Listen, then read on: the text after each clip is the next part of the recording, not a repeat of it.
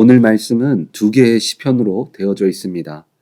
하나는 절대 주권을 갖고 계신 하나님을 경외하며 말씀대로 행함으로 나아가는 자에게 하나님의 축복이 임한다는 말씀입니다. 그리고 다른 한편은 하나님을 대적하는 자들의 파멸에 대해서 우리들에게 전해주고 있습니다. 두 시편은 다른 내용을 갖고 있지만 그 안에는 시온, 하나님의 임재가 있는 성전에 대해서 동일하게 말해주고 있습니다. 오늘 말씀은 시온의 특징에 대해서 우리들에게 전해주고 있습니다.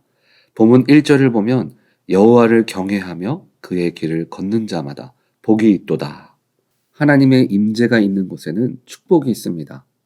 그리고 시온을 향해 나아가는 발걸음의 축복에는 두 가지 조건이 있다는 것을 말해주고 있습니다. 첫 번째는 주님을 경외하는 마음을 갖는 자입니다. 우리가 계속 보고 있는 시편의 말씀은 성전 순례 가운데 보는 말씀입니다. 그 순례의 길도 그렇고 우리가 신앙생활 중에도 마찬가지로 우리의 육신이 교회의 자리에 있다고 해서 모든 축복을 받는 것은 아니라는 것입니다. 그 마음 가운데 진정 주님을 경외하는 마음이 있는 자에게 주님은 그 마음을 보시고 축복해 주십니다. 그리고 두 번째는 길을 걷는 자, 주님을 경외하는 마음을 갖고 행함으로 나아가는 자입니다. 야고보서 2장 17절을 보면 이와 같이 행함이 없는 믿음은 그 자체가 죽은 것이라. 대가를 위한 행함만 있어도 안 되고 믿음만 있고 행함이 없어서도 안 됩니다. 오늘 본문 1절은 그 두 가지를 우리들에게 전해주고 있습니다. 시온에는 주님을 경외하며 행하는 자에게 축복이 있음을 전해주고 있습니다. 그리고 그 축복은 우리의 영적인 것에만 그치지 않습니다. 본문 2절을 보면 내가 내 손이 수고한 대로 먹을 것이라 내가 복되고 형통하리로다. 농부가 농사를 지을 때 보면 농부의 수고도 물론 중요합니다. 그러나 그 한 해에 필요한 날씨와 환경들이 주어지지 않는다면 그 수고는 헛될 수도 있습니다. 하나님은 우리가 주기도문 중에 마태복음 6장 10절의 말씀처럼 나라가 임하시오며 뜻이 하늘에서 이루어진 것 같이 땅에서도 이루어지이다. 하나님과 우리 사이의 영적인 관계가 이루어질 때 이 땅에서도 주님을 통해서 축복이 이루어집니다. 우리의 수고와 하나님의 축복이 함께할 때 더 큰 수확으로 우리 주님은 채워주시고 붙들어 주십니다. 이 모든 것들이 시온, 하나님의 임재 가운데 이루어지는 축복들입니다. 우리의 인생은 영과 육이 모두 주님을 통해서 축복을 받고 평안을 누릴 수 있는 삶입니다. 그리고 주님의 임재는 시편 129편을 통해서 이렇게 말해주고 있습니다. 본문 4절 말씀을 보면 여호와께서는 의로우사 악인들의 줄을 끊으셨도다. 하나님을 대적하는 자, 주님을 믿고 따르는 우리들을 대적하는 모든 자들에게 하나님은 심판해 주십니다.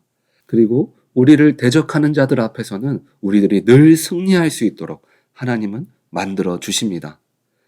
오늘 말씀 하나는 시온을 통한 축복을, 다른 한편은 시온을 통한 보호하심을 나타내고 있습니다.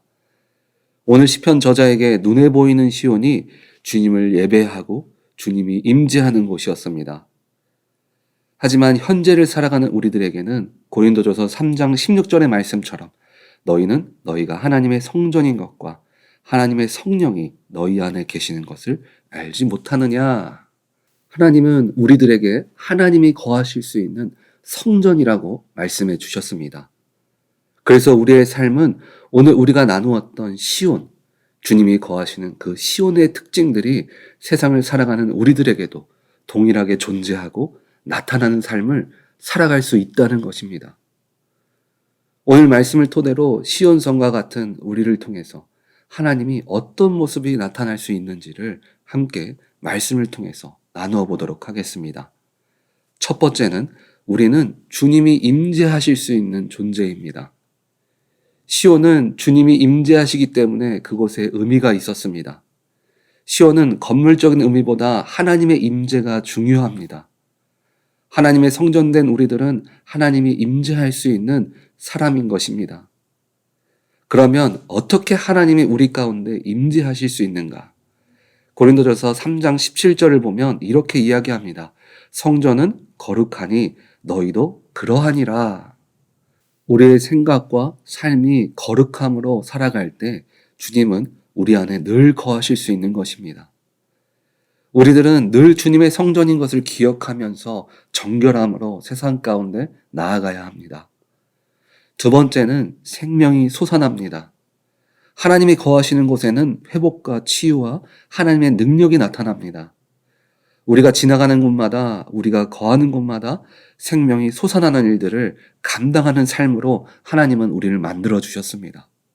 주님은 우리를 통해서 믿음이 연약한 자들에게는 믿음이 솟아나게 하시고, 마음이 상하거나 힘든 자들에게는 주님을 통해서 회복이 나타나게 하는 일들을 감당하게 해주셨습니다. 시온의 영광이 빛나는 아침이란 찬양을 보면 가사 중에 그런 말이 있습니다. 시온의 영광을 통해서 어둡던 이 땅이 밝아온다 라고 말합니다. 우리는 주님을 통해서 세상 가운데 주님의 빛으로 밝혀나가는 일들을 감당할 수 있는 그런 존재입니다. 그런데 삶의 실제를 보면 어떻습니까? 우리에게 주어진 삶조차 살아가는 것이 너무나 힘든 모습을 우리가 볼 수 있습니다. 내 인생 하나도 살아가는 것이 너무 힘든데 주님의 사명을 어떻게 감당할 수 있을까 생각할 수 있습니다. 그런데 성막에서부터 시작해서 성전에 임재하는 그 하나님의 일하심 가운데 사람들이 행한 것들을 보면 우리는 그것 가운데 답을 찾을 수 있습니다. 제사장들과 이스라엘 백성들이 주님이 임재하는 곳에서 행하는 것은 주님을 경외하고 믿는 것밖에 없었습니다. 내가 뭔가 대단한 것을, 내가 뭘 할 수 있거나 그 큰 일을 행하는 것이 아닙니다. 주님이 우리에게 주신 그 모습 그대로 주님을 받아들이고 내 모습 그대로 주님을 찬양하며 내 모습 그대로 주님께 기도드릴 때에 주님께서 영광을 나타내 주시며 어둠을 빛으로 밝혀주십니다. 우리는 하나님을 쫓아가는 삶을 살아갈 때 주님이 행해 주십니다. 반대로 이스라엘의 역사 가운데 내 길에 주님의 임재를 임의적으로 가져다 놓았을 때 어떻게 되었습니까? 주님이 떠나는 것을 우리들은 볼 수 있습니다. 주님이 떠나는 그 자리에는 성전에는 모습과 형식만 남은 성전이 되었습니다. 주님의 역사가 더 이상 나타나지 않는 성전이 되었습니다. 그래서 우리는 무엇을 먹을까, 무엇을 입을까를 위해서 주님께 나아가는 것이 아닙니다. 어떻게 주님이 나에게 임재하실 수 있을까를 늘 마음 가운데 고민하고 주님을 경외하며 나아가야 합니다. 그런 마음으로 먼저 나아갈 때 우리 주님은 우리를 축복해 주시고 보호하심으로 또 이 땅 가운데 어둠에서 빛으로 사용하시는 줄 믿으시기 바랍니다. 그래서 우리 오렌지 한인교회 성도님들은 오늘 말씀처럼 우리들의 마음이 늘 주님이 거하시는 시온성처럼 되어서 생명이 솟아나고 어둠이 밝은 빛으로 나아갈 수 있는 그런 사명을 온전히 감당하며 나아갈 때 내 주변에, 내 가정에, 내 직장이 온전히 주님 곁으로 세워지는 그런 귀한 삶을 살아가시기를 주님의 이름으로 축원드립니다. 아멘.